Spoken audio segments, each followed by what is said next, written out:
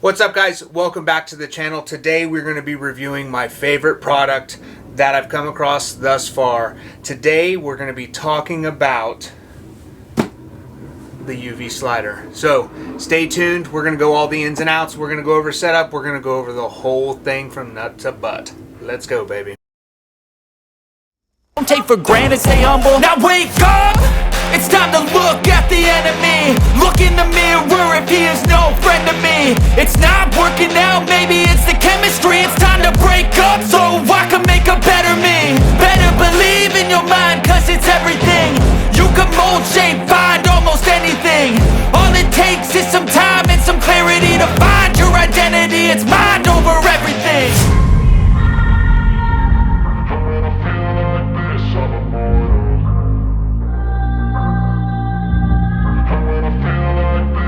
Alright, guys, here it is.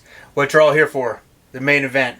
The UV slider. Alright, guys. This thing, in my opinion, is a home run. First and foremost, let's get this whole thing out in the air. I am not sponsored any way, shape, or form by UV or any of their affiliates. I bought this site outright from Extreme Outfitters, my local shop. They're amazing. I would recommend, if you're in the Jacksonville area or you want to buy something online from them, go there, because guys, their knowledge base, their customer service, everything is perfect. Only shout out I'm going to do for this video, but 100% my opinion, and my opinion only, not skewed any way, shape, or form by anybody and or sponsorships. Okay, so we're going to break it down. All right, we're going to go from nut to butt, just the way the Navy likes it, because it makes it easier for me to kind of flow with this thing. So first of all, mounts. There's three ways to mount this thing. You have the bridge lock for the Matthews, or whatever bow that's going to do that next. I think Bowtech has it as well. You have the full side mount or traditional side mount, which is just the bridge lock with the side mount adapter, so you can still adjust it. And then the pick mount, okay, which is what I've gone with here. The only caveat to the pick mount is it is fixed.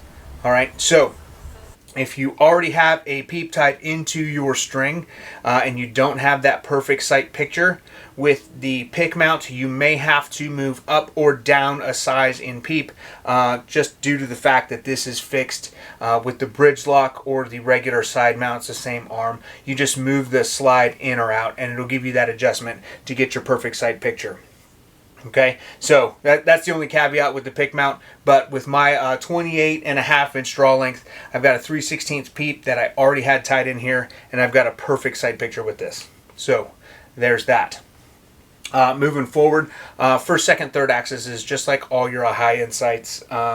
The axis adjustment is kind of a whole video or series in itself, just because you are moving with a pitch, a roll, and a yaw. I mean, you're moving the sight in all three axes to make sure that's perfect.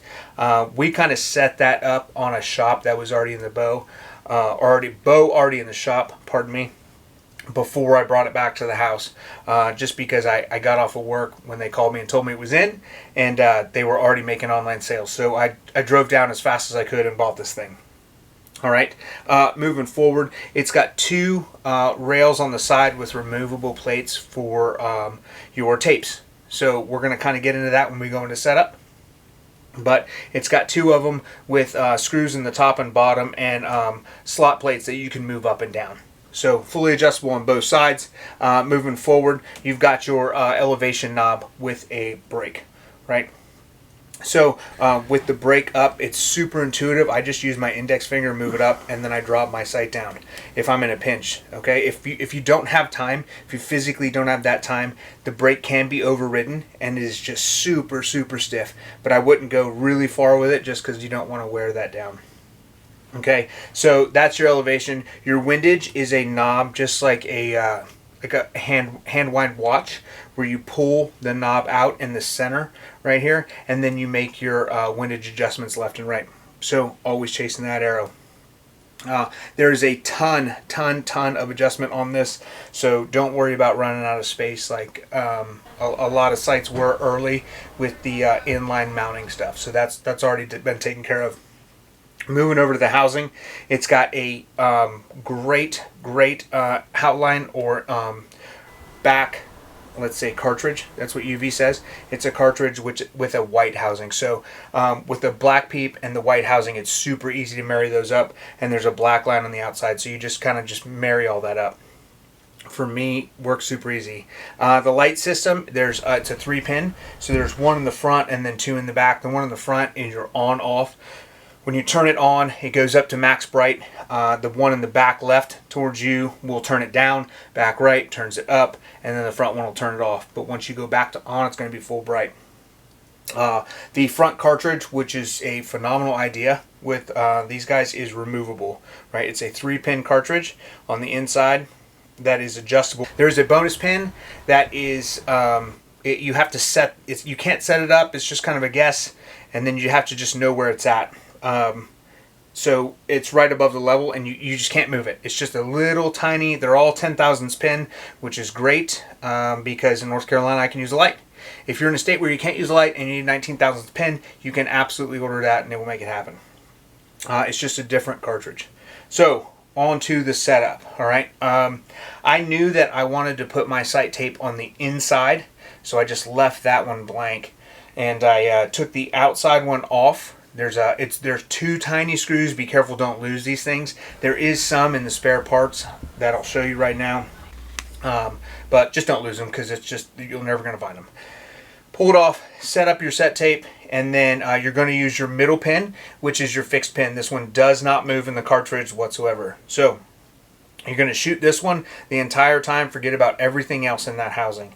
First, you're going to set it up for 20 yards. If you're not comfortable at 20 yards, go ahead and move up 7 or 8 yards and just kind of get that general good feeling that you're not going to miss the target entirely.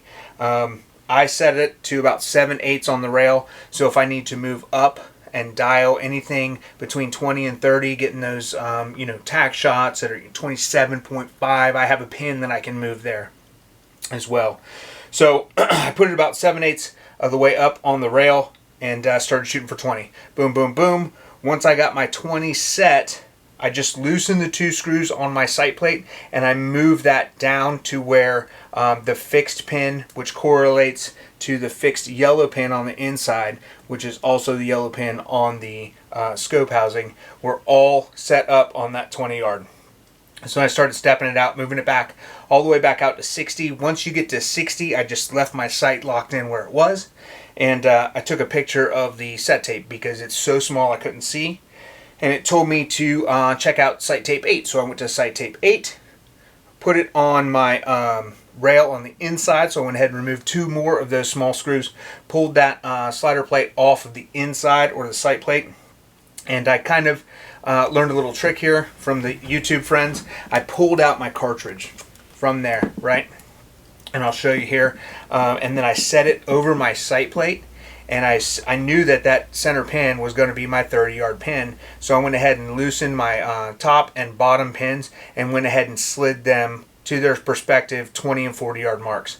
So I knew that I was going to be right where that was. So I didn't have to remove the cartridge later and then start moving pins and not kind of know, right?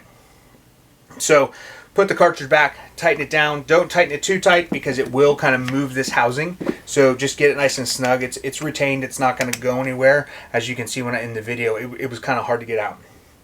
So I moved my slider, or I set my sight down to 60 because I know that's where I left it. And my middle pin, yellow indicator, correlates with the fixed indicator on my outside set tape. So I went ahead and set that to 60. And then I locked down the 2 slide screws on my tape rail. And then I just started playing with it from there. I slid her back up to 20, got everything 20 dialed in. I had already got my windage and elevation knocked out when I did my initial 20 because I didn't want to get crazy as I went further out. So I was already on hitting dimes, at 20, 30 without a tape, just kind of stepping it back using my rangefinder. And then everything was set for me. Once I set my pins in the cartridge before putting that rail on, it actually worked out perfect. I was able to slide it all the way down to 95 across the cul-de-sac in my neighbor's driveway, shooting a balloon in moderate winds. So guys, the thing is absolutely amazing. That's a real quick down and dirty setup. please let me know if you guys like this stuff, because I've reshot this video at least 4 times because I missed something that I really wanted to touch on. So please let me know. Like, subscribe, do all the stuff that everyone else tells you to do. Hopefully you find this content valuable. Second and third access video may be coming, may not. We're going to take this thing to TAC at the end of the month, and we're going to see what she can do. But guys, I could not be happier with this UV slider. It's worth every freaking penny that I put into it. And I'm not going back. I'm actually thinking about buying a second one, ditching the side I got on my Hoyt, just so I have another one, because it was just easy setup. It's super intuitive. It's built like a tank. I don't think it's going to go anywhere. And it's got a travel case, so when I take it off for TAC, I can run this rail all the way down. I did forget to mention this. It's got stops at the top, and it's got a stop at the bottom, so you cannot take it off. What it does have is a spring-loaded, almost like a ball bearing, like a crescent wrench, that you pull down, and then you just take it off, and then when you're ready to pull it, you just pull it all the way down, and it can go in the case. And then the difference is when you go to put it back on, it's the same thing. So you just slide it on the bottom, and then once you get it locked in, just like that, you just slide her up, lock her down. All right, so it's literally just a tab on the bottom. Boom, boom, boom, take it off, put it in your case, take the arm off, throw your bow in your case. You don't have to worry about your sight getting banged around. The case is also a tank. I'm just going to put the whole thing in my backpack when we travel, just so I don't have to worry about it. But I almost forgot about the case. So that is just, from delivery, opening the box, fit, finish, the company has really taken that extra step to make sure that you as a customer are taken care of. And guys, that goes a long way in my book. If you want to pick them up, like I said, I got mine at Extreme Outfitters here in Jacksonville, North Carolina. If you're local, go check them out. If not, check them out online, because guys, they've done me right in every way, shape, or form that I can ever think of. So check them out. Check me out. Like I said, like and subscribe. Follow for more, and we'll get going shooting.